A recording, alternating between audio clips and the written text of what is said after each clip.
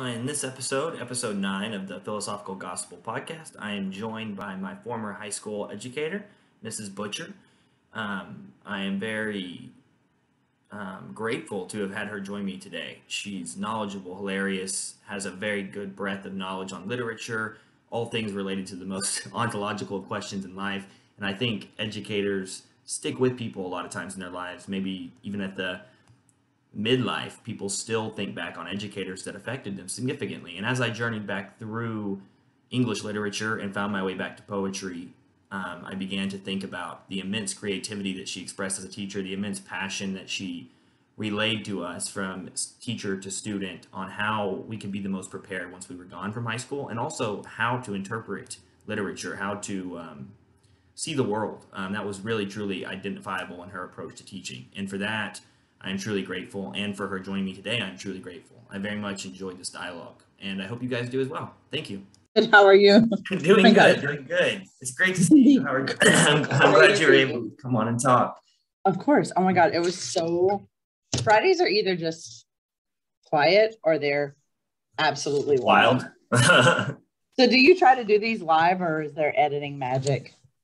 I just record them and then post them usually. I don't think I have the know-how to start messing around too much with editing, but I've kind of considered trying to improve the quality as I go forward. Yeah. I know the channel by which to go forward with making a podcast that's just a dialogue much more intriguing, because it's kind of the conversation is the real subject.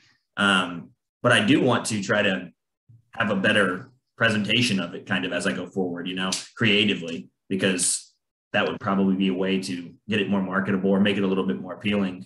Yeah, I could always meet with you and chit chat about that, because I know we were talking about that, or you were telling me about your new endeavor and everything and what you're doing now. Yeah. And I seem kind of fits into what I'm kind of doing with this. So a little bit. But I was thinking a lot lately about the value of the educators in my life as I started writing, and thought a lot intently back on your class. It stuck with me a lot. I was in your class for 2 years and graduated high school with college credit, because it's a big blessing to me to have had a teacher like yourself, an educator that was willfully trying to make sure we were prepared when we exited high school. That was unique to me, and Prosper High School gave us that opportunity. There was a lot of great teachers, but there was a few like yourself that really were priming the way for us as students to exit high school and be ready to attack college from that perspective. And so you came to mind as, especially with literature coming back to me, as something that really struck me. So I kind of wanted to ask you, just from your perspective, what brought you to education and primarily literature as a whole, that your passion for that? Yeah. So when I was a producer, which was kind of one of my first jobs after I graduated college and moved to the Dallas area, I very much got that job by sheer luck. But I remember sitting in an editing bay, and if you've ever been in an editing bay with a video editor, it's dark. That you're kind of like, it's almost Star Trek-y. Like you're kind of in the back seat if you're the producer, and then the editor's in the front. I see. And so you're like Flight of the Navigator, kind of like telling them what to do. And I just had a calling. I can't explain it in any other way. At the time, I absolutely loved production, and I loved the creative process. I loved writing. I loved being a producer. But it was one of those times in my life when I was in my early 20s where, I think a lot of mid-20, the quarter life crisis folks go through those stages where it's like, okay, I'm putting a lot of money in somebody's pocket, but what am I doing to ensure the legacy of the goodness of the world? And as cliche and ethereal as it sounds, that's really what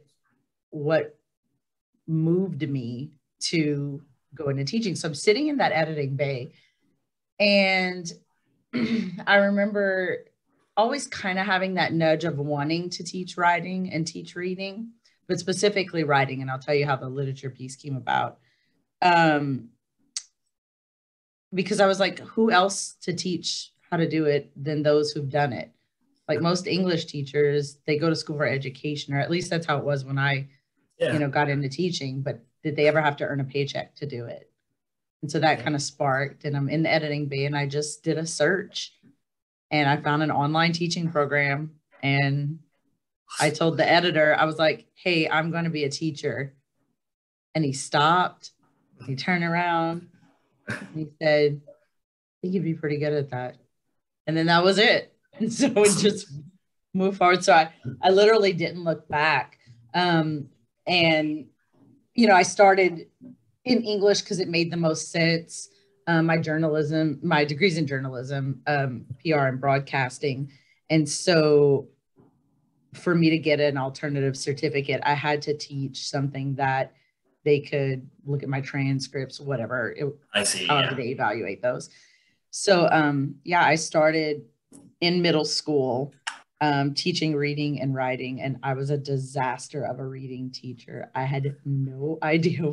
Like teaching writing came so naturally to me. I knew what needed to be said, what needed to be done, but teaching reading was so bizarre because I was like, well, they learn how to read in elementary school. What else is there to do? You just read. Good Like, point. Yeah. green, like super green new teacher. And I remember going to my mentor my first year going, I don't understand what I'm doing. Like, we read. And Yeah, she's some like, honesty to him. I don't really know what's going on here. yeah, I'm like, that's one thing. I'm always like, if I don't know something, I don't know it. And so I was like, I don't understand. Like, we're reading, but what else is there to do? And she's like, oh. And so she was a phenomenal reading teacher. And she really sat me down and was like, you have to teach skills through reading, like how to infer things, nuances of language, and, the deep side of the human existence. And that was just not natural to me. I was just like, oh, we're reading. This is great. Yeah. Great. Yeah. Okay, we read. Yeah, the We read. comprehension. I guess Yeah. that's the And comprehension so, aspect of it. yeah, like it never, yeah, it was like, okay, what just happened? Okay, great. We got that. It just never dawned on me about Yeah. peeling back the layers and peeling back the onion because I always had such strong writing teachers. Yeah. The first time I got really introduced to analysis was in an English class in college, but never returned to that until, I actually had to start teaching reading. And it was bizarre because I was an avid reader growing up, like as a kid. And then when I got to high school myself, I just stopped Yeah. because I had to do it and no one sparked that love for it. And then when I probably like my second year teaching, the kids I had my second year were just very well read, and it made me want to read more. And then the more I read and the more I started putting the pieces together, I think the stronger I got. So that was a That's very neat. long answer to what you wanted.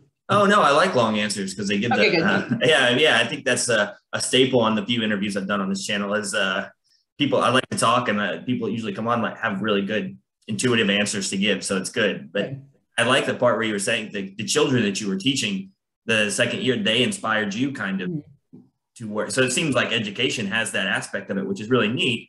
Even when I was teaching just a little bit on a whiteboard on YouTube, there's this thing about teaching where you learn through it. It's kind of a learning process. Would you kind of see it like that? And that's your students kind of bidirectionally inspire you. Oh, absolutely. I mean, once you get to the point in your teaching career, which usually happens, I think, different for everyone. For me, it was like my third and fourth year when things just really clicked, that I was able to take more creative risks. And by risks, I don't mean risque. I mean risks as in, let me try this lesson, and if it fails, okay, great. Like, they're going to be fine. We'll figure it out. But not being scared to fail per se. And yeah, I was always inspired by my students because every person brings such a different experience with them. And I think I was really happy I started out in middle school because I got just the foundational level. Yeah. But then I taught every grade except ninth and 10th. And I'm glad I started at that foundational level. And I say foundational, of course, elementary is foundational, but like that, almost like that turning point where things start to get real. Yeah. Where things start for mattering. Them. Yeah. Credits and college and all that stuff. Yeah. As I got into high school, some kids fall off just like I did. As a kid, I think reading is like a thing you just do. But then as you get older, things happen where you get out of it. And it was so important to me to also inspire my students to want to read. I don't care what you were reading, as long as you're reading. But yeah, definitely being in front of students. A lot of times I think people really miss out by not having an exchange, especially with those teenagers in high school, because kids these days experience things that I think folks in my generation and before did not. Yeah. And there's a lot that people bring to the classroom, both positive and negative, but there's a lot. Humans carry, I think, a weight unlike we've never seen before. And even since I've got out of teaching, like the weight has it has just increased. It has not decreased. And so if I'm not willing to have that two-way street, I'm not going to grow in perspective. I'm just going to come and say, no, this is what you're supposed to get out of that text. Yeah. And then what good are you doing? You're teaching them that they need to read for somebody else's purpose instead of for their own purpose and their own growth. Yeah, which extracts the value of reading out of their life future, or some, having that dialogue back and forth, encouraging reading, but why they're reading is the important crux of it. And to encourage kids to read, like you said, it's hard to, you start reading for a while, and then even today, I still find myself reading and then getting into reading and then stopping for 3 or 4 months, because it almost seems like a chore where like I got my reading in for the year, and then it kind of something like that, because you like really enjoy it, then you fall away from it and come back to it. Yeah. It always finds its way back. Literature does, it seems, in a nice way, because poetry and all those kinds of things kind of come back at different times in your life and have different to relay at those times. Yeah. Neat. And one of the things that that sticks in my vocabulary now is actually the term dealio squilio, which I'm pretty sure is something which probably is funny. But I just funny. And then the semicolon, however, comma was a funny thing that I still use all the time. That one sticks with everybody. And I'm always like, I should have said semicolon, however, comma, only when putting two complete sentences together. Like, I feel like, okay, are they doing it right? It increases my writing all the time now because I remember how to act, academic sentences. But one of the really cool aspects of your class, the thing I had talked about in the past, the Scarlet Letter project that we did. And for some reason, I revisited that in my mind and went back over the Scarlet Letter. And it struck me, I kind of understood why your passion lied in that book and why you would promote such a unique creative project to do. And I remember my project it was basically where we chose a letter project and combined those two symbolically to represent the motif of the whole story, which is super unique. And that's why I really liked about your project design. It wasn't boilerplate. Like you just said, it wasn't a template. It was creative endeavors into how to present projects to students so they would want to do them. And I have to admit, I did steal that one from a colleague. Well, you put your own twist on it, I'm sure. And I put my own twist on it, which I always did. And I actually got to teach with her twice in my career.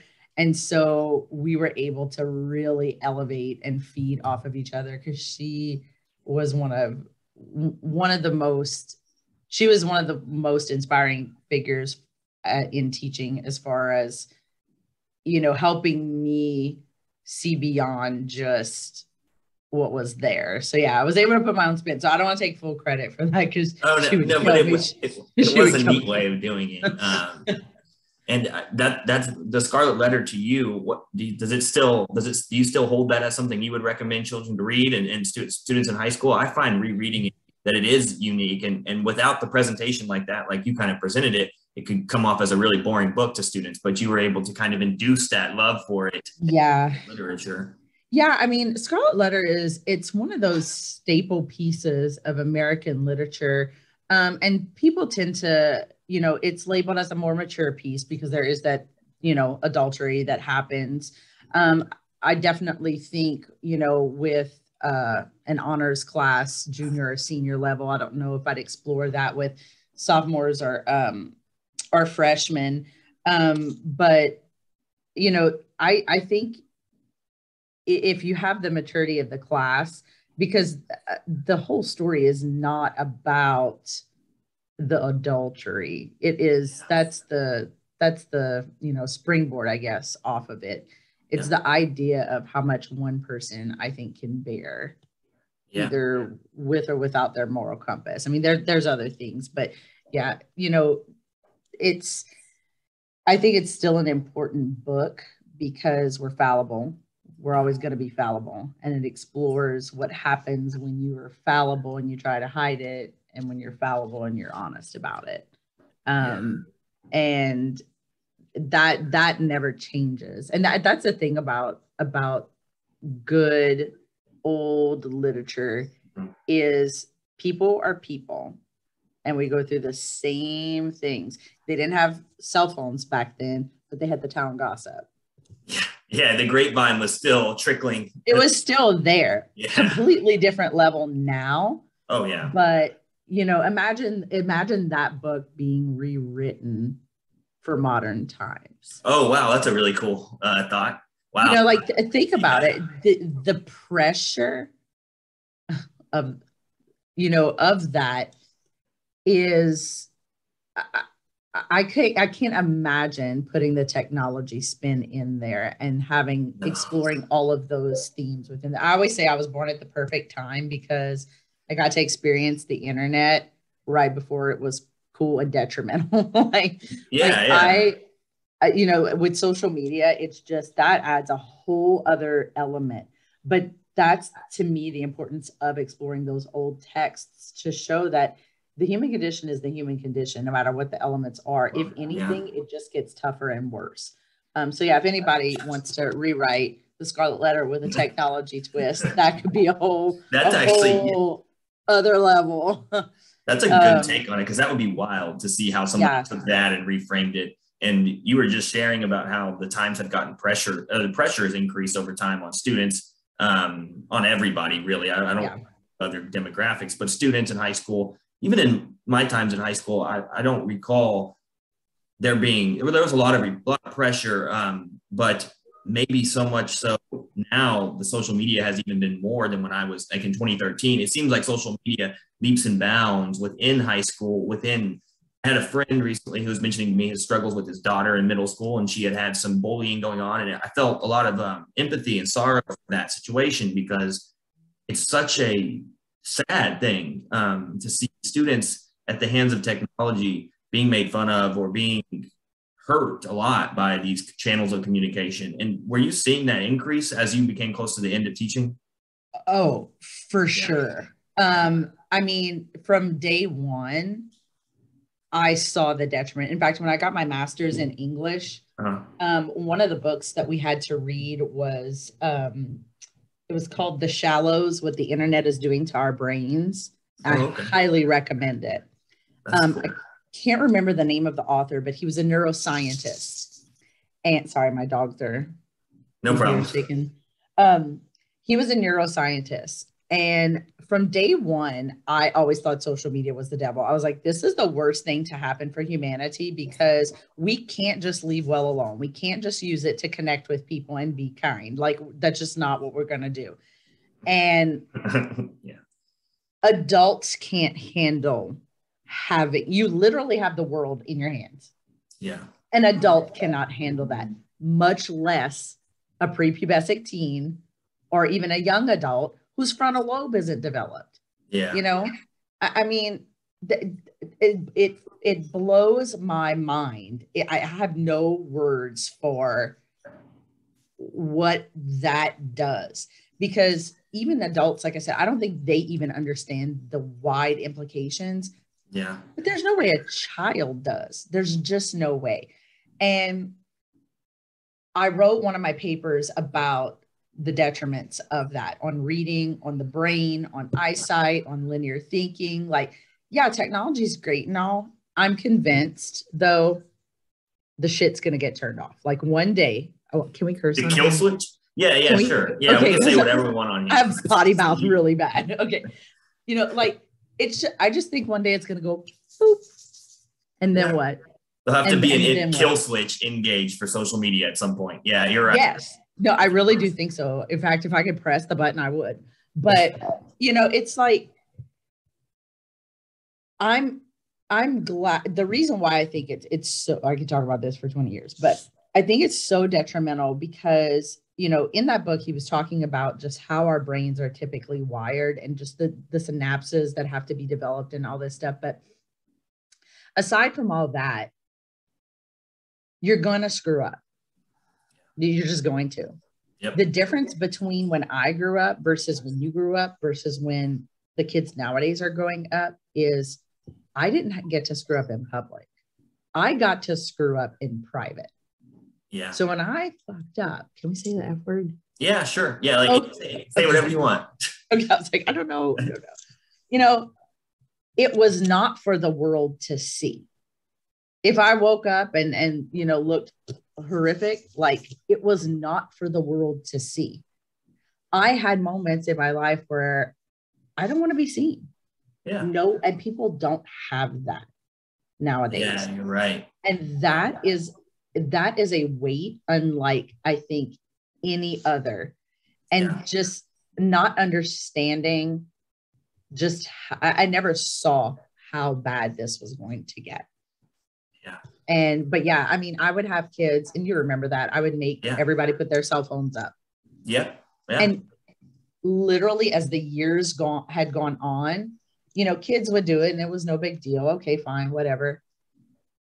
I would see kids like physically, like the legs shaking, looking like a drug. Oh, it's been ingrained into the psychology of them. Uh-huh.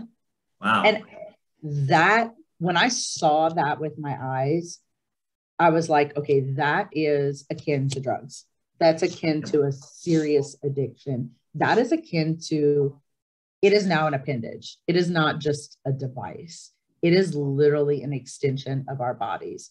And that is absolutely terrifying to me. I'm kind of a Luddite. Like, no, that's a really interesting. Like, I love technology in some conveniences, but if I had to choose between going at it old school, I guess, versus going at it, I would choose the former any day. I don't know how, and you look at the suicide rate that's up right now. Have you seen The Social Dilemma? I have a while back, actually, when it first came out. But that was a eye-opener, at least. Yeah, see, nothing in that surprised me. Nothing. Okay, yes. Yeah, and you had been seeing it through the lens of it with children. It makes me so crazy to hear you kind of recount that experience of children having like delirium tremens over cell phones. I mean, that was one of the most heartbreaking things I had ever witnessed in my life. Yeah. I was like, I knew it was bad. And it was like, I couldn't put it into words until I read the book, The Shallows, What the Internet is Doing to Our Brains. And he came out with a sequel to that book. And I can't remember the name of it, but I highly recommend it. Oh, yeah. For being a neuroscientist, it is poetically written. It is very easy to understand, but beautiful writing. Like, he does a great job. You would really dig it. Awesome. But what was funny was when I was getting my master's, they assigned that book. And I don't think the teacher expected me to like get on the bitchy train about it. And I was on the bitchy train. Like, I was like, choo, this guy is on to something. And I remember one of my professors, she was like, no, you were supposed to read that book and be like, okay, that's a bit much. And I'm like, but it's not. It's not. Oh, she had a preconceived idea of what you should interpret the book to be. Pretty much, yeah. And I was like, no. And she wanted me to change like my paper. And I was like, no, not doing it. I'll drop your class before no. Well, nobody's laughing now because it's literally become reality. Like 2013. Yep. So just the magnitude of it now is even like everything is amplified times. And at some point, it's going to reach its limit. and something's going to give. Because, Yeah. you think about a crucible, like there's so much pressure, and eventually something's going to give. Yeah. No, yes. And Break the I camera hope, in this situation. yeah. And I fear it's going to be our humanness. That's what I fear. That's what it almost seems like inevitably it has to be, because like you said, the kill switch on that may not be so much a switch as it is our own selves that bring about this cut where you have this human mandate where the humanity is devolving through the lens of an educator who witnessed this. And it's just it's not trivial. It's not no. And even the change in overlooked. language, Ethan, like just the change in language, using shortened forms of words or using letters instead of words, which language evolves, that's going to happen. Yeah. But it always reminds me of 1984, like, let's take out all the adjectives. Oh, wow. I forgot about I need to read. I remember you had a lot of love for it. Oh my God, that's my favorite book. Genre. Yeah. And that's my favorite book. That's a lot. The removal of adjectives. So that's a part of 1984. I haven't read that. If it is so long. Part of that book where they take out adjectives. Yeah. There's like a whole Newspeak dictionary in the back. Yeah. I like to reread it every 5 years or so, because just when I thought it was terrifying, it becomes more. But yeah, it's like we're going to get to a point where we're in such a rush. It's like, oh, we don't have time to talk, specifics. Well, what happens to beauty when that happens? What happens to description? What happens to, a full picture? Just what happens to our perception? It's already dying. But the kill switch thing reminds me too, if you've ever read Alas Babylon. Have you ever read that? I haven't, no, but I have a list now of a few books to read. It's another good one. Yeah. So Alas Babylon is a post-apocalyptic, a nuclear bomb has dropped in an American city and they are having to survive. Yeah. And they end up going back to a library to get survival information. Yeah. And I'm like, my first year teaching, this is a fun story. So my first year teaching, I was like, the libraries are dying and I'm going to save them. And so I had the kids meet me on a Saturday. I was like, who wants to come to the public library? Because they had never been. Wow. Ever. Yeah. And growing up, I always went to the library. Like that was a thing we did. Yeah, that was your going to the swimming pool or going to the mall. That was your like there was a summer reading program. Like I'm like, what do you mean y'all don't go to the library? I'm very confused. Like I'm very what do you mean by this? Let's go. And I was teaching a research project. This was my second year teaching, so this was 2006. Mm-hmm. And I said the word encyclopedia, and I had like, advanced little honors classes. And this one little girl, super smart girl, what's an encyclopedia? I almost had a heart attack. Like, wow. And I was like, oh no. I was like, what is going to happen to our humanity? Like, I cannot do this. So I was like, let's go to the library. So we went to the library and they just couldn't believe it. Like a handful of kids came. Yeah. It was like a new world. They didn't know about a card catalog. They didn't know how to look up books. They didn't know about the Dewey Decimals. Like, just, it breaks my heart, Yeah, no, yeah, it is. My heart, but yeah, I went to the library the other day, or I go frequently, and I was using those little, how you used to sit there and you'd have the little pencil that's in the jar and you'd write down your number. Process, which you don't even have to do as much anymore. I found myself doing that, sitting there. I was like, this is kind of cool. This is a nostalgic aspect of it. It's fun to write 7022, go find the author. The whole kind of ritual of going to the library has this to it. That's kind of cool. The search, the smell. Yeah, you always find random stuff in there to check it. Yeah, so it's they're even, like you were saying, that's a good effort. It's a noble deed to try to revive them because they're so cool. But and now libraries have even expanded, like the one in my area, where you can get language learning software for free. Yeah. Stuff like that. And what, kind of going back to what you said at the beginning of that, like what happens to beauty? What happens whenever we change language and we, not just shorthand words, which are an evolutionary step to changing language significantly, probably. But what does happen to this objectifiable beauty and the truth and this philosophical kind of a take on it, where you're trying to paint better pictures, more beautiful pictures using language is what makes us so unique. So eventually, what are we reducing it to? I mean, it's kind of like saying, hey, what color are these glasses?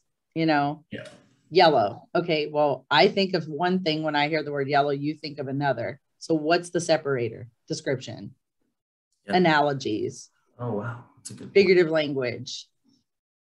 And we're losing all of that. Like, we don't have common letters, you know.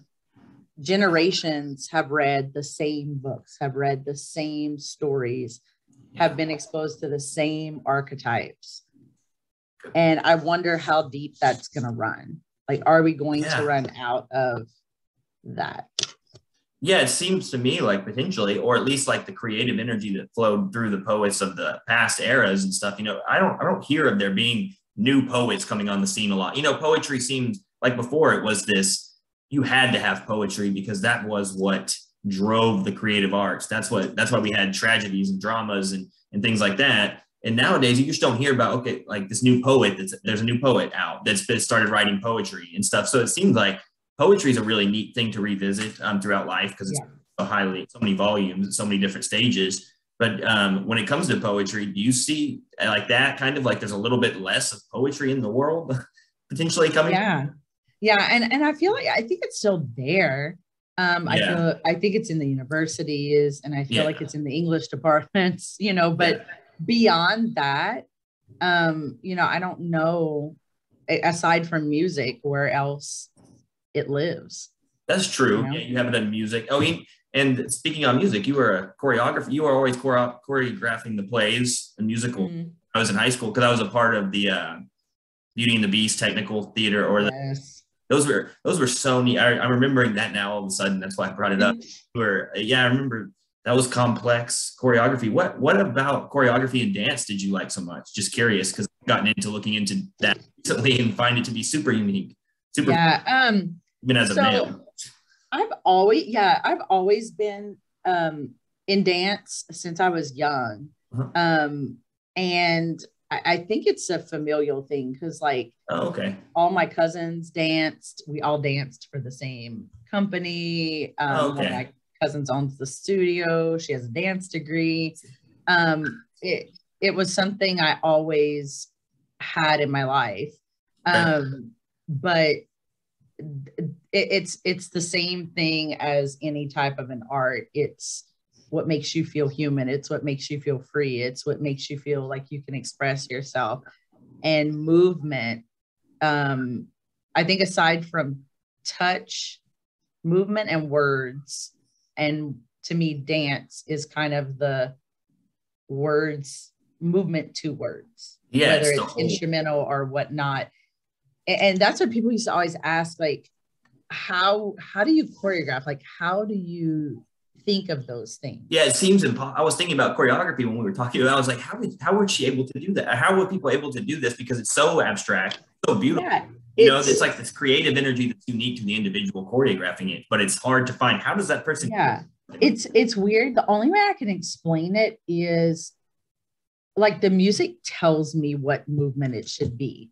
And that sounds so weird. Like, I don't hear a voice in my head, but it's like, I can hear a beat or hear, you know, an 8 count and visualize a movement to match it, if that makes sense. Yeah, it makes. I think that even philosophically, a lot of people have said it in the writings and stuff about dance, like that's kind of how it works. It's more, it's like you said, it's that human element of it where it just is there intuitively, maybe. Yeah,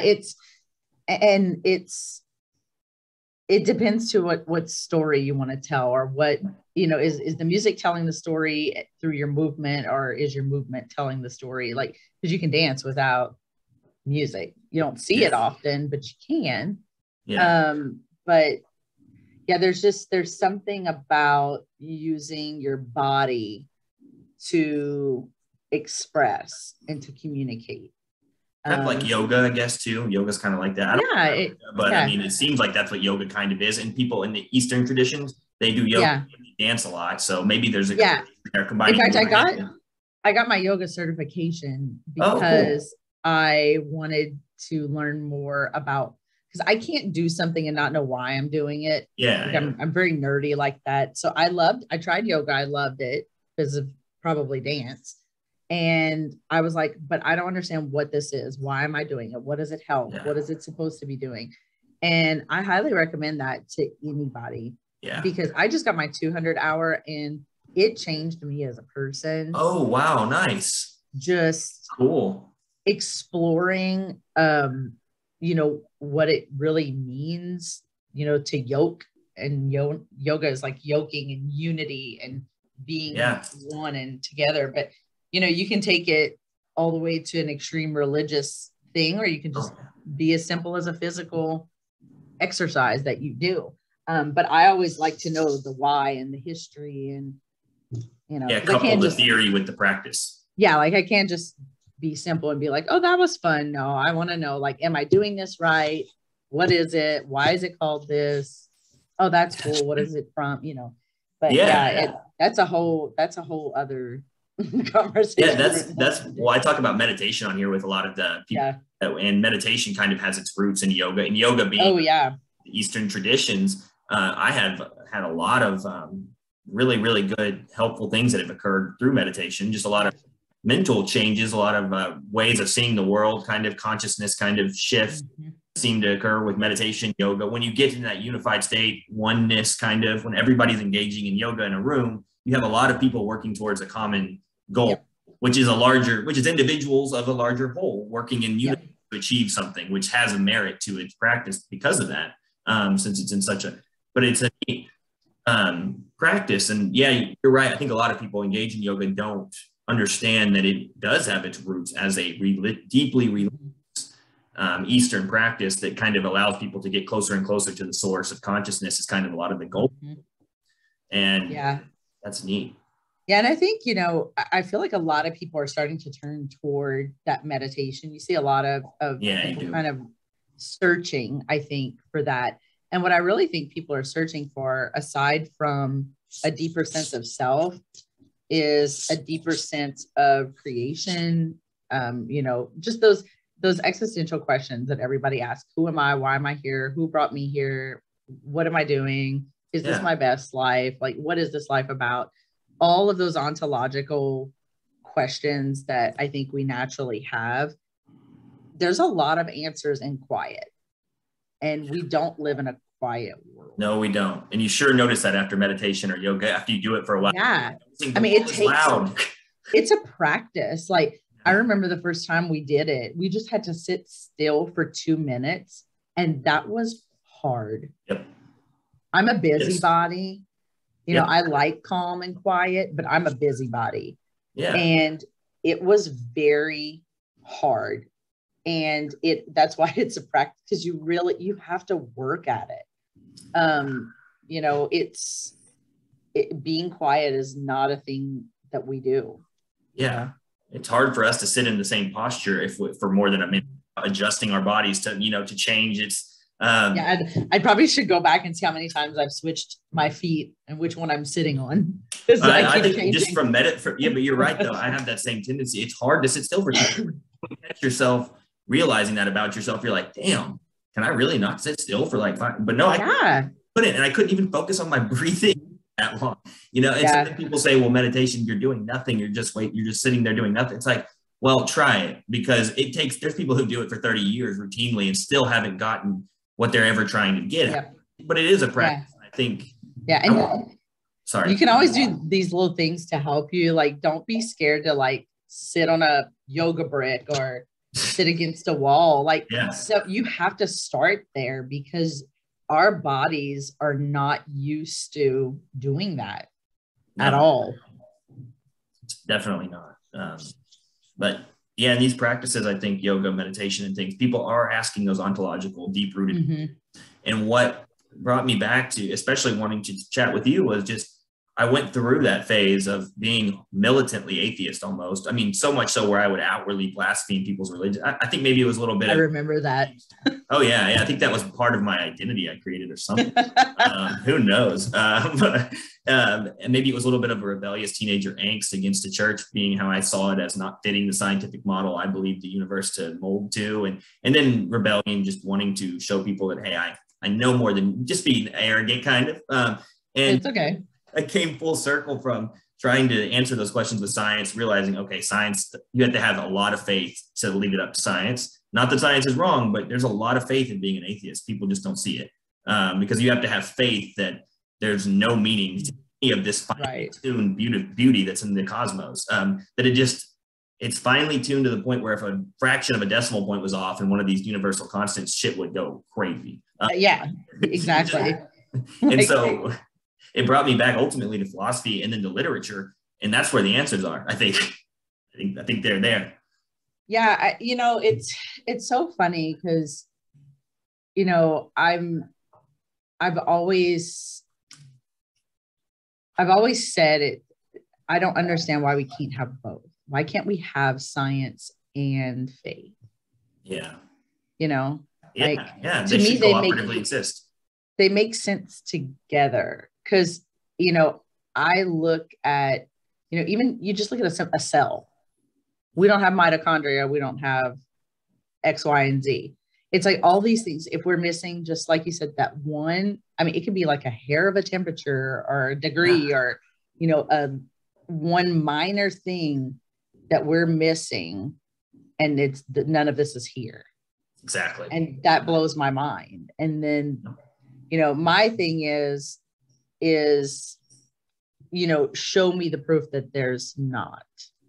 Yeah, proof negative on this one. You almost have to take that logical approach, fallacy kind of approach to it, because it beckons for that, because what you need to present evidence against it, because it has its own, the fact that we exist in ourselves proves that God, you have to argue it. Yeah, you have to prove me how it doesn't. Yeah, I see what yeah, like that.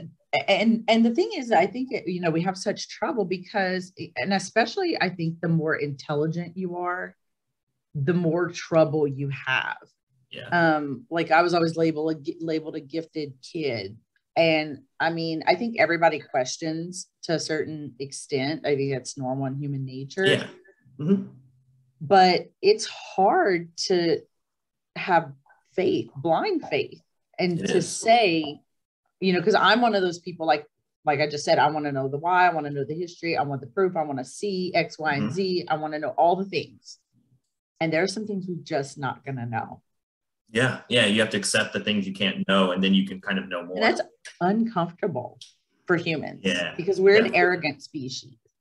Yes. Very uncomfortable for us. We are subject to the ego's vicious pull, for sure. That's what literature captures too, is that archetypal downfall of the ego and how to eliminate it. Kind of that process of pride overtaking the better virtues of human life, capturing the arc and the fall and the rise again. I never had appreciated literature as much as I should have in the past, and realizing now that I know why. I get it, kind of. I think something to where I just got it one day. I really, there has to be this literature. Ethan, they're in the school system. They do a great job of making all kids hate it. I mean, let's be honest. The reason I stopped reading was because I had teachers who made it miserable. Yeah. And we do a great job in the educational system. Well, I'm not in it anymore, but of not getting kids to read. And it's so easy to get them to read. That's the part that blows my mind. The effort. Yeah, like you said, you had kids come on a weekend to a library. So it's not effort. It's not hard. They don't know the options. They think of reading. When a kid in a class says, "Okay, we're going to read," they instantly are like, boring novel, school. Yep, that's what they think. Yeah. And it's your job as a teacher to get their perception to change. Yeah, it could be a novel, but it could also be a piece of music. It could also be, a sonnet or a play, but you have to tell them why. Like, and teachers are like, because I said so. That's not an answer. No. That's an answer when you're a parent, but Yeah, that's yeah, not an answer when you're a teacher. Yes, yep. You tell them why. It's so you can learn about other humans and yourself. Yeah. And every person wants to love and be loved. That is a natural thing. And I don't know if you remember that quote I used to put up the first day of school. I think it was George Bernard Shaw, but it was the one about the doors of perception. And when you see a piece of art or you witness, a play or a movie or something that rocks you, Yeah. you want to go tell people. Yes. Like, yeah, it's the experience. And we don't treat reading as an experience. We teach it as a chore. Well, I don't want to do a chore either. So why would I expect all these little teens to do a chore? Well, so yeah, we do a good especially job of making kids hate it. That's a good point. Yeah, because you don't want to put too much on yourself. Well, on like me myself thinking, well, I didn't do a good enough job. Well, the education system may not have propped up reading enough like it should have. May not have helped nurture that relationship with. Yeah, and it's the same thing with writing. In fact, I think schools do an even better job shitting on that. Writing should be one of the most natural things. It is the most natural thing to people, but we do a good job of crapping all over it because we have these preconceived ideas of what it should be. Yeah. And that's not where you start.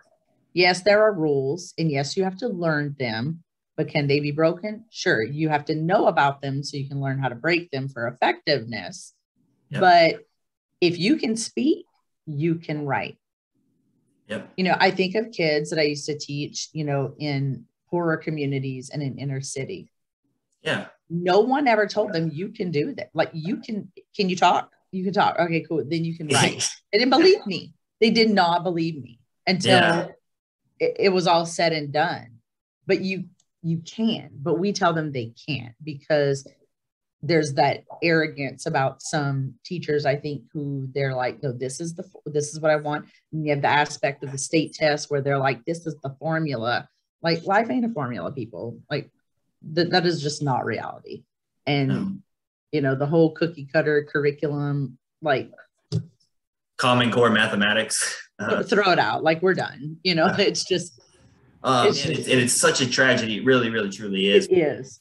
Because I always did enjoy to write, but of course I didn't pursue it that much. And now doing it in my leisure, it's like, man, I was like, I was taught this by yourself. I mean, I was able to write well. You taught me the rules, our class, but you taught us how to, like you said, how to break them, how to use colloquial dialogue, how to make writing unique, but stay within the confines of what colleges are looking for, because that's essential. But it's kind of wild to me to see how writing isn't, how it's taught. And I always wonder about how it's still being taught, because it's important, because you have to learn to write. It seems like reading and writing, like you have to learn them to live. Yeah. You can achieve so much with your use of words, can actually bring opportunities to your life. I mean, the way you speak, that's how a lot of times, like, I talk to these people, I talk to you guys on my podcast, and it's very fun for me to do. But a lot of times I'm like, wonder why people will say yes to come on here and talk to me. And it's like, maybe because I try to write with a good prose, a good idea to convey to them of why I would like to speak to them, because it may just be another feather in the hat of a million other people that question. And I'm like, maybe it's because of really trying to put effort into how I reach them with words right from the start. Yeah. I mean, it's teaching that there's different forms. Like I said, we do a good job of telling kids writing, and to them it's essay. Yeah. There's way more than essays to write. And the written word, I mean, what's that quote about, is more powerful than a sword. Language matters. It can make or break people. It can make or break countries. It can make or break war versus peace. I mean, it's the crux of everything. It comes down. It's everything. Yeah, this unique ability. That's another reason that brought me back to believing in a higher power and everything was language is such an interesting phenomenon. I mean, babies Oh, trying to make noises already. They're trying to formulate this. I mean, it's just wild. It's and I garnered a lot from your, but I remember back in high school, I was like, this is just for people who don't want to do science. right. This is just, why are we in here? Not that because you were able to induce a love for it for me, but it was kind of like, this is still what people do when they don't want to learn science. Yeah. These are people who know science, who want to know what really matters. Yeah, it's funny you say that, like watching kids, because I just had a son 2 years ago.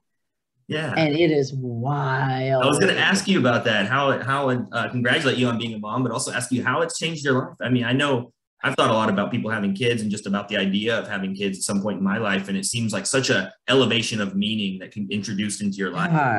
I want to ask you about that experience, how it's changed you, how much love you have for your son, and how much it's been on. Yeah. I'm trying to think if I can even describe it. I know. Yeah. I mean, so I'm considered an older mom. Most of my friends have grandkids or are really older kids, probably like your age. Yeah. But I never wanted kids. For as long as I could remember. I never wanted kids.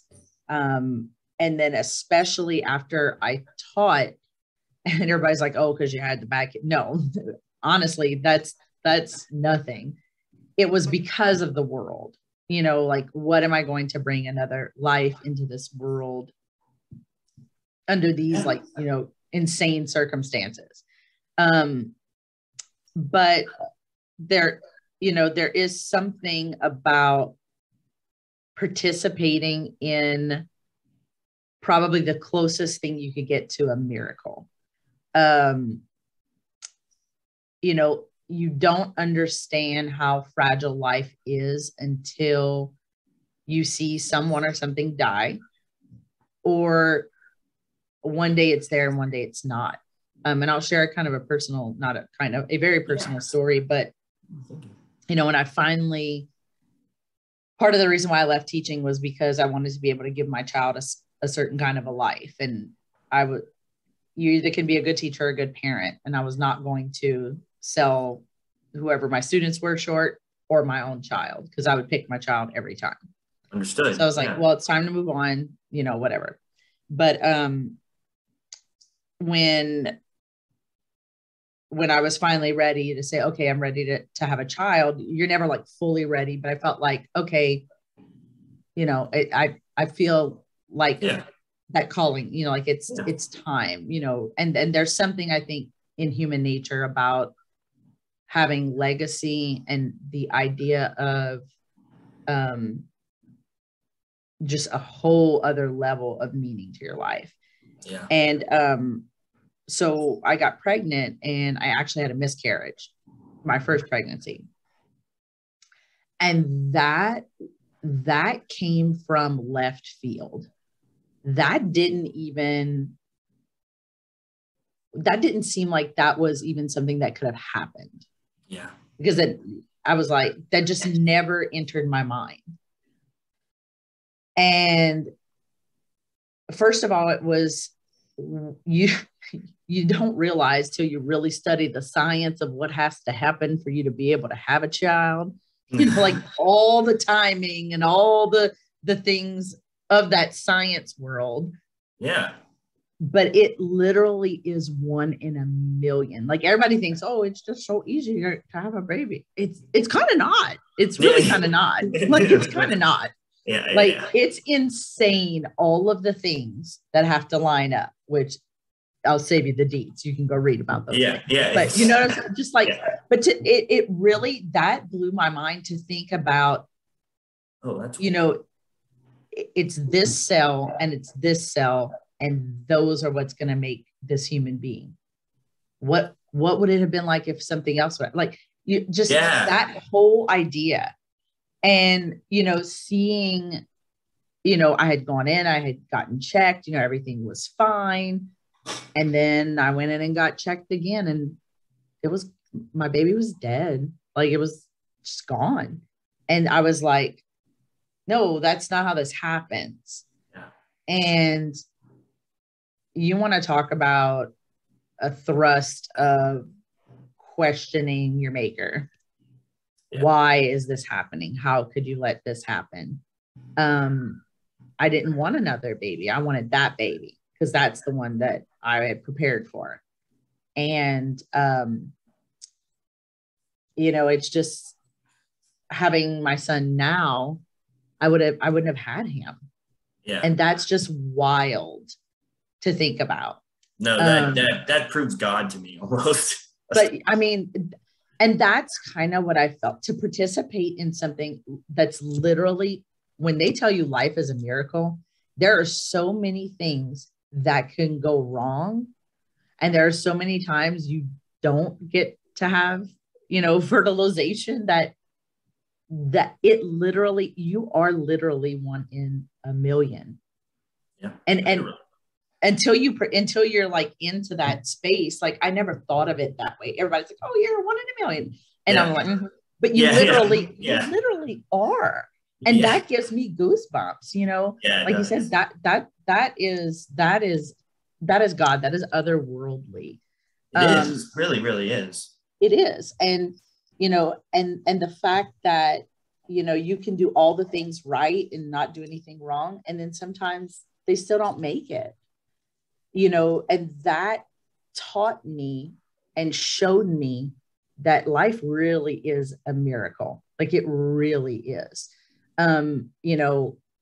Sorry to, for the gory details, but it's, no. Thank you so much for sharing. People don't realize. And that was the other thing, that the people who came out of the woodworks that I never knew experienced that. Yeah. And, I had no idea how common it was. And I'm a pretty well-educated person, like I read, I read all the things, and I had no idea how common it was. But just the whole notion that my son might not have been here had that not happened, and describing it, oh my gosh, it's like opening up a gift every single day. Oh, that's so sweet to say about your kid. And I'm not a sweet person, so this is like this is honest. Well, that's very sweet. That's a great way of saying it. Yeah, I think when you're just ready and you do it, it is literally like getting a gift from God every day. Every day he's different. Every day it's something new. It's crazy to watch. You want to talk about language acquisition? Yeah. Wild. It's wild. Yeah, it really must be, because it's just, I think so too. I think that, a lot of times when they do studies in neuroscience on acquisition of language, when they do studies in neuroscience on what the self is and what consciousness is, they start at the baby level, because babies don't recognize self and other so much right off the bat. They kind of assume that everybody's one and that we're all working to common goal. They don't have a theory of mind established right off the bat. So babies are incredible. They are, I think, and they're a miracle, like you said. It's just, it's really wild to watch. Yeah. That's the acquisition. That Garth Brooks song, Unanswered Prayers, I guess. That song, Unanswered Prayers. Something like that, yeah. I think there's a song that he wrote like that, and it kind of reminds me of what you're saying, because the song, he's like, sometimes you thank God for the unanswered prayers because it begets your gift, which you have your son, which is a gift every day. So sometimes it's easy to curse or to be angry, and who wouldn't question the nature of reality when you have something like that occur? Who wouldn't not do that, Yeah, and I always say, when we've talked about, and when I used to teach, we've talked about the archetypal circle, and everybody has their tragedy and the thing that knocks you on your ass basically and has you redo your foundation. And I don't know if that was it for me. I think it might have been. That's what I was wondering. Yeah, just that crux of the hero's journey kind of thing. I think it might have been. Yeah. Because it was just so hurtful. It was so painful. And it's a love unlike no other, because you can't see your child until you go get an ultrasound. but you know it's there. Yeah. And the love is just instant and so unexplainable. But I forgot where I was going with that. You were talking When about the you archetypal the circle. tragedy, yeah. So with the tragedies, it's like, I mean, we live in a fallen world. You're always going to experience horrific things. Mm-hmm. But I always end up, I will forever say this, like, I'm always amazed at the human spirit to be able to come back from something that's terrible. And I really believe I would not be able to help someone else in that situation had I not experienced it. And so I shifted my thinking to what I would tell. It's like, well, what would I tell a friend? Okay, well, I wouldn't tell my friend, well, that wasn't meant to be, because they don't want to hear that. But I would tell my friend, you're going to come out of this. And when you do, you will be able to help others. I am equipped to help people who have dealt with that type of a loss. You're not. You're equipped to help people go from extreme atheism to the other side. I am not. So I think tragedy is instrument, and it gives you, I am now equipped. I'm part of a very unpopular club, but I am now equipped to help another person through that, and who may not be able to, handle that. Because I had someone reach out to me and ask, wanted help. They were having a lot of trouble processing. Yeah. And I was very honest with this person. I was like, well, when did you lose your child? And it was much later on in her pregnancy. And I was like, I'm not going to be the best person. I'll tell you about my experience and what I did. I said, but I'm equipped to handle that approximate time. Somebody later, that's a whole different ballgame, than what my timing. But yeah, I think if folks looked at tragedy as you're equipped to help others, then there's never really a tragic piece. Yeah, that's there's so much intuitive truth to that. There really truly is. And like you were saying, tragedy and the archetypal circle, the hero's journey, kind of as it depicts, the coming back to where you started, the idea of transcending tragedy to turn it into something, to almost to do something alchemical to tragedy, to really change it, transmutate it into something that is really going to be a force to be reckoned with for positivity in the world in some way or another. Then meaning comes into play. And so speaking to that and all that, you had asked me before, kind of me back to Christianity, I think, or what brought me to Christianity. I never explained it, and I won't give you all the details on that, but I do believe that it was through a lot of what I felt like was undeserved tragedy. But then I later realized I had a lot of agency in creating my reality, so it was my fault. But at the time, I felt, okay, how could, when I'm trying to do X, Y, and Z to the best of my ability, and I fail here and there, but I damn sure don't fail enough to warrant this. I had found myself in a situation where I felt trapped in an abusive relationship that I couldn't exit. I had a job that I didn't really like, but it paid me really well. And my mom, just a lot of things had happened. And I started to blame the world or started to doubt because of that tragedy. And then at some point, rather recently, when I was able to get out of that negative circumstance, just to see the light again in the world, I was like changed rapidly and was like, okay, this is the proving ground for what our meaning is. Whatever happened was my fault. I had not all of it, of course, but there's agency in your reality, and you have free will. And I made choices that led me to where I was. And unfortunately, when you make bad ones, they beget consequences. And I had turned my back to what was good, true, and beautiful, as like Plato would say in philosophy, is this idea of the good, the true, the beautiful, like a life into the world and seeing like the beautifulness of what you described and losing a life and then having a new one that's a gift every day. It's just saying, and that came amidst tragedy right before it. So it's kind of a great thing. And it brought me back to Christianity because I had went through the Eastern religions and went through the practices that they do. And they were loving, kind people. And they accepted me into their circles and taught me their customs and all that. But Christianity ultimately revealed to me this narrative structure in the Bible that's unlike any book ever written in the world. It will be a book that could be possibly close to that book. I just know that. I don't know how to prove that with science, but I can tell that being scientifically minded for so long and looking at the Bible as this fairy tale and this thing people use because they're scared to live in real life, then reading it now, I'm like, no, this book is life. It can't not be, because I've had this tragedy that I read stories like Abraham, taking his son up to, and then he doesn't end up sacrificing him. Then he goes and starts a nation and all of that. But all of that had a lot of tragedy that befell it.